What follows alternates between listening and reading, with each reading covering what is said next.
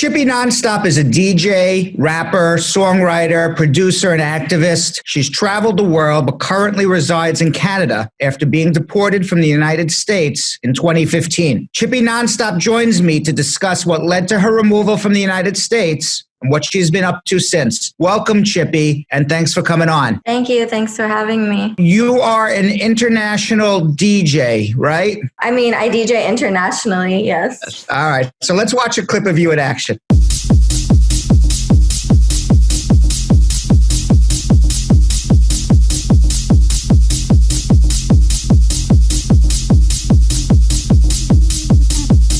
Wow, that's very cool. So tell me, you were born where, Chippy? I was born in Sharjah, which is the UAE, which people call Dubai. You've been to Dubai since, I assume, right? Yeah, I was actually just there. We got stuck there during the quarantine. You stayed in Dubai till what age? I was an infant, basically. But your parents were not citizens of the UAE? No. So like if you're not of Arab descent, you're not given citizenship of an Arab country, basically. So Right. You were born as a resident then. I think you get residency as long as your parents have residency there, right? Exactly. So, but my parents have Indian passports. They're Indian by descent and Indian citizens. Yeah. They were Indians who immigrated to Dubai. My dad worked for Lipton, at Unilever. So he was working in Dubai for that. Then he got transferred to Africa, Zambia. And so we, as a family, we all moved to Zambia. And so we lived there for another, I want to say 4 or 5 years. So then at what age did you come to the United States and how did you end up in the United States? So my dad, for Unilever, he was kept getting transferred to different places. Like he was getting transferred to Kenya after that. What did he do for Unilever? He's an accountant. My mom and dad didn't want to live in Africa anymore. We went back to Dubai for a bit and tried to see if my parents wanted to live there again, and they weren't feeling it. And then my dad was trying to immigrate to Canada because it was easier to immigrate to Canada, but then got a job offer in America. And what type of visa did he come here on? It was a work visa. I'm not sure what type of work visa. Mm-hmm. And then me and my mom were dependent on my dad. Right. Well, it would have been either an L visa, which is an intra-company transferee visa, an E visa, which would be some sort of investor treaty trader visa, or an H-1B, which would be a professional worker. That sounds the most familiar. H-1B. Right. Yeah. And then you were in H-4. How old were you at the time? I was around 10 or 11 maybe. And where did you immigrate to? We were living in a suburb of San Diego. It was very different. And I was kind of not really liking school very much. So I started going to charter school and I homeschooled and finished school quickly. And then I moved out of my parents' house when I was 16. Did you think about when you were moving out when you were 16, what your immigration status was? Because you were dependent on your dad's work visa. Exactly. So I didn't think about that kind of stuff. Because I moved when I was 10, right? And you don't know anything about immigration. And especially I was kind of a rebellious teen, I guess. I just didn't want to be in my parents' home. I didn't like that we moved so much. You know what I mean? Now I know how the story ends, it's not a spoiler alert. You got deported from the United States. How old are you now? I just turned 29. Okay. All right. So when you look back 10, 15 years ago, you're 15, 16, 17 years old. Are you upset at your parents that they never sat you down and said, hey, you got to think about immigration? Because as a 15-year-old, you can't be held responsible for understanding what your immigration status is. Yeah. I mean, when I first got deported, I was why didn't I know or understand? But now looking back, I also wasn't very receptive to if I was a parent, I don't know if I would have been able to talk to me. Because you were so rebellious. You weren't listening to anything. I didn't think my parents knew anything. In a lot of immigrant families, parents don't even talk to their kids very much. So at least certainly in your family. I mean, I guess every immigrant family is different, but certainly in your family, your parents. Yeah, but a lot of Indian families, I hear similar stories with my Indian immigrant friends. They don't I've never talked to my parents about sex, or like, I don't remember having conversations with my parents, like as a teenager. So at some point, I assume your visa ran out. I went to school, so then I got a student visa. I transferred onto a student visa. So you were aware of something. I just didn't know how complicated processes were. Who took care of the student visa for you? Your parents, I assume. Yeah, my parents. Yeah. Where'd you go to school? I went to school in San Francisco at art school, 2009, 2010. In my first year, I started like kind of working, but you're not allowed to work under student visa if you're an immigrant. But like I was kind of working like because people were giving me jobs just to work at their magazine or write for their newspaper and stuff like that about music. Like they would see me at like events and stuff and be like, oh, you're always here. Like, won't you, like, will you write about this? Will you do this? Will you do this? I was making music like by myself, and like I had put out like some music. How'd you get into your music career? Well, so like I've been like making music like on my laptop, and like even like back home, like on my laptop, I would like make stuff. And like I was always really into music. When I moved to San Francisco, I was doing a bunch of graphic design too, and a lot of like animation stuff. And like one of my favorite musicians, MIA, her like crew found this website me and my friends ran. I was like 17. They wanted us to work for her and make graphics for her website. And I was like already making music on the side. So I'd like kind of go to LA back and forth from San Francisco. So I was meeting a lot of people in LA, and some like big producers like had heard some stuff that I was working on, and I got asked to like help write on some records. They heard one of my songs and they told the artist to copy the way I was like singing one of the songs. And then the artist, her name's Kreishan. She had a viral song called Gucci Gucci. So like she knew me, like we weren't like really good friends at this time, but she's like, oh no, like I know Chippy, like I'm not gonna steal that idea. And then they were like, let's fly her out and she can be on the record and she can help write on the record. And she was signed to Sony RCA at the time. That's when I went to LA and everything kind of shifted. And I told my counselor, like, I'm getting like all these offers for like music stuff, but I still want to like be here, but I don't know what to do. And they were like, okay, well, switch some of your classes to online and da-da-da. But obviously I got so like distracted. Did you graduate college? No.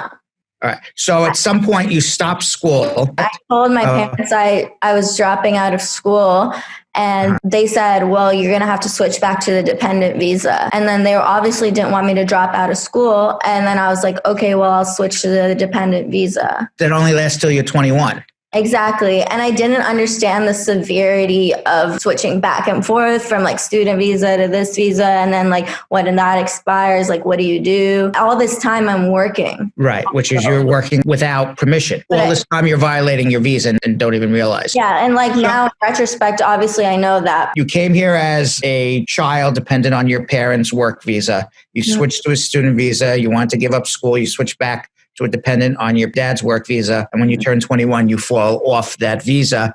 Yeah. I tried to go back to school. And then... did your parents sit you down and say, hey, you're out of status? What are you doing? No. No. Did you realize you were out of status? No. At the time? No. No. At the time, I didn't know. Okay. I didn't even really know what out of status meant. Like, I was just like, oh. Let's talk about your music career and then how the music career intersected with you actually getting deported. How did you come up with the name Chippy Nonstop? It was kind of my nickname even before I like fully started making music. It was my name on Twitter. And like my friend used to call me Chippy because I would eat a lot of chips. Okay. and then like Nonstop was just a thing because I literally was just like always like on the go, like doing stuff nonstop. Okay. How did your career take off? So yeah, I guess I was telling you, like my friend Kreishan, she blew up and she had me like helping writing on some songs, and she like directed some of my videos, and I went on tour with her and stuff like that. And then some of the producers that were working on her album really liked working with me, and they were on Sony like RCA, and they were writing like big records for like Miley Cyrus and like Madonna and like stuff like that. So I became a part of their like team and started helping write with them. So I was doing a lot of like songwriting for that. And then there was like other projects that I was doing on the side. There's this producer named Diplo. Like I was working with him, and like I got on a song for this popular group called Major Lazer. And like people were seeing me on like big tracks and stuff, and like seeing me like riding around. And then you went on tour. Yeah, like I was touring with Krayshawn and like three other girls. And you left the US. Yeah. But this was before I got deported. I guess I was like kind of flying under the radar. And like when I played in Japan and when I came back, that's when I got in trouble. You got in trouble. Let's talk about that. So what happened? So yeah, like I was 24 when it happened. And then I was at airport security. And then I was like, oh yeah, like I'm good. Like I'm fine. What were you showing them? Well, they would just look through my passport at like old like visas, I guess. What were you showing in your passport? You had an Indian passport. Yeah, I had an Indian passport. They knew that I was a student here. My family lives here. I mean, I would hand them my passport like as ID. What happened this last time when you came back? I showed security, and then I got into a room, and I was just in a room with like, you know, 3 people like sitting looking really sad. And I was just like, oh shit. Are you scared? Yeah, I'm terrified. They take me to just like a desk, like right in that room. And then they're just asking me a bunch of questions. They're kind of like talking to me like you're dumb, like that you didn't know that you can't come in back in here. And they were like, why? Like, you know, you had this visa, but you don't have the right visa right now to come in. Well, right. And then I was like, oh, I don't know. Like my family lives here. I went to school here. Like I just like was like, I don't understand. So what happened? Did you sit in jail? Yeah. And then after that, they take me into a room and they are like asking me all these questions about my possessions and like taking all my money. What questions did they ask you? How much money I have on me, like what I have with me, and customs type questions. And then they're taking away like the strings of like my hoodie and like my shoelaces away from me because I'm going into the room, you know? So like they're just going to leave me in the room for a while before they take me into like more questioning. So they didn't want me to like hurt myself like while I was in the room because I was like pretty hysterical. And how long were you in detention? It wasn't a full day. I was in that room for a while, in and out. Like they would take me to some guy would come, take me, ask me a bunch of questions about like my job, my life, like if I've done any drugs ever, like things like that. And like just like all like questions, like taking my fingerprints and everything. And then they asked me like where I wanted to go, like if I wanted to fly to India or like back to Japan or to Mexico or Canada. Well, why Mexico? You just had to go somewhere to leave the country, because then my parents could have just met me in Mexico because they live in San Diego. I see. Then how did you end up in Canada? And then so I decided to go to Vancouver. Why Vancouver? Just because it was the closest Canadian English-speaking place. You have no ties to Canada. I didn't know anyone in Vancouver except like from the internet. Like I just talked to people all over the world on the internet. So you fly to Vancouver. When do your parents find out? They found out when I got to Vancouver. And were they hysterical? Were they? Yeah, they were hysterical, but they weren't surprised. They assumed that I was going to get kicked out. You never had that discussion about traveling in the United States and leaving the U.S. and coming back, being out of status with your parents? Not that I can remember. Okay. And now you've been in Canada for how many years? I've lived here now since 2015. And have you tried to get a waiver? You can come back on an O1 visa, a waiver. Have you tried to do anything to come back to the U.S.? So like when I first came back here, I got a lawyer and they told me that I had to wait a year to even try.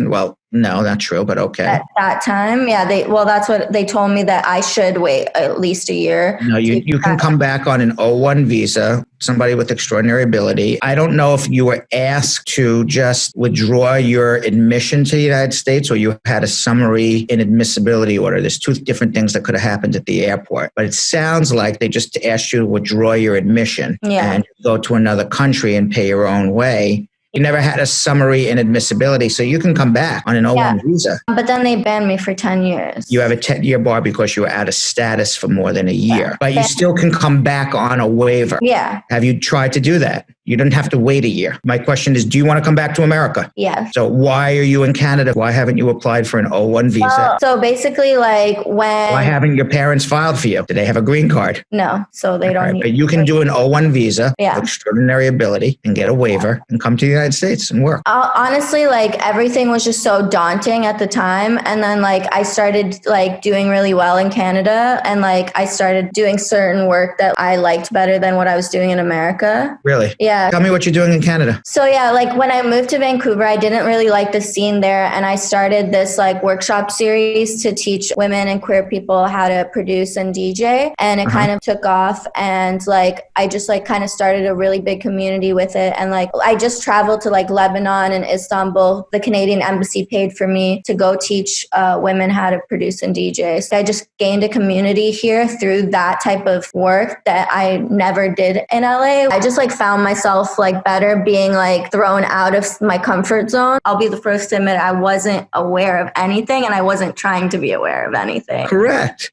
And I guess like even when you're asking me these questions now, like the whole process made me so nervous with immigration and the whole process with just like not belonging somewhere. Like even because like as a kid moving so much, like I never paid attention to those type of things. So like everything just seemed so daunting in terms of immigration, in terms of like being somewhere. Even like little things like even in high school, like people would like rep their like hood, like where they're from or like rep their town or whatever. Like I never felt like I could rep a city or a town. I always felt like an alien everywhere I was, you know what I mean? So like that kind of feeling took into like me not wanting to deal with my immigration status. Sure. I get it. You're in Toronto now, right? Yeah, I live in Toronto and like the community that I have here is so much different than I ever felt in America. Like I was saying, in America, everyone like reps where they're from like really hard. In Canada, I don't think it's really like that. This workshop that you're doing, Intersessions, how many people have you helped, do you believe? I started doing it 4 years ago and done like hundreds of workshops and there's like been 60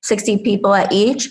Like I can tell you that there's like maybe like 10 girls immediately that I mentor like directly all the time that are like working DJs that are touring already, like since we first started. One of the girls who came to the first workshop ever, she actually runs them in Vancouver now. So she runs all the workshops that are in Vancouver. And then I have another girl running workshops in LA. I have another girl running workshops in New York. And then I do all the ones in Toronto and I do all the ones like globally. Makes you feel good when you see that you made a difference in somebody's life. Yeah, definitely. And also just like when I think back of like how I got into certain, or like I was in a very like part of the boys club thing in LA. Like I was around a lot of dude DJs and like dude producers that were kind of like condescending towards women or like chauvinistic. So like I saw a lot of that and it really carried me on to like wanting to do more community-based stuff first. At least the well-known famous DJs all seem to be men.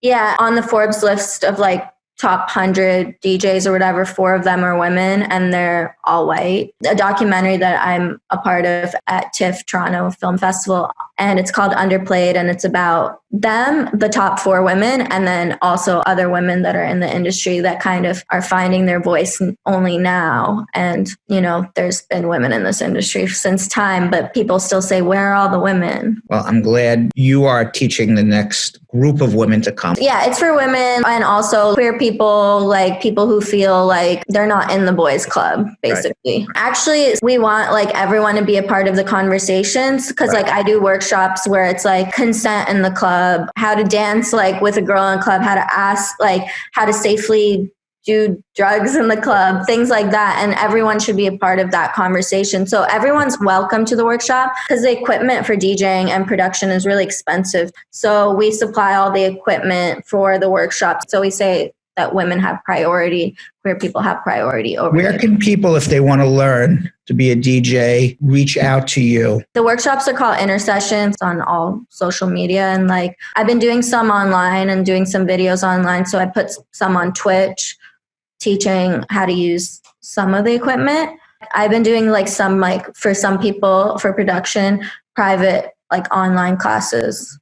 And all the workshops are free. We don't charge for any of them. Most of them are sponsored by like brands, like Bud Light sponsored our last series. And so it's accessible to everyone. No one has to pay anything. So they're free. Are you working on any new music now? I'm actually putting out an album. So let's hear a little bit about Born Into It. It's like an electronic song. It's pretty simple. Like, but yeah, basically it's just like, you know, the way the system works. Like I didn't ask to be born into it, but here I am in it. And the proceeds all go to programs that help Black Lives Matter? Yes. It's on a compilation and each person's song goes to a different charity. Let's hear a little bit of Born Into It.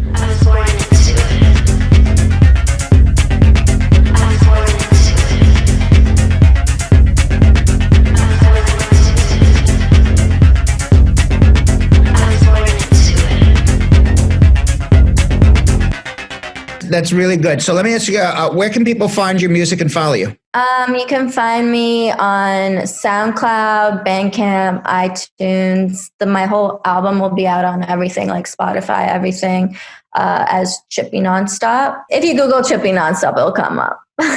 We always ask this question at the end of all our interviews. If you had your American dream, what is it? At the end of the day, the type of opportunity, especially in the entertainment industry, that you can get in America is insane. How I went from point A to point B so quickly in America, that could never happen here. And the access that you have in America in the entertainment industry, especially, is you can't get it anywhere else. Not Europe, not Asia, not anywhere. So that's the thing that I miss, the access to certain things. All right. Well, Chippy Nonstop, thank you very much. Thank you very much for coming on. And I'm glad things worked out for you in Canada.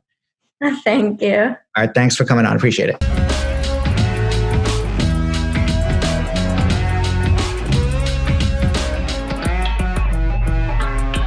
Thanks for watching. For more Brad Show Live, like and subscribe to our YouTube channel.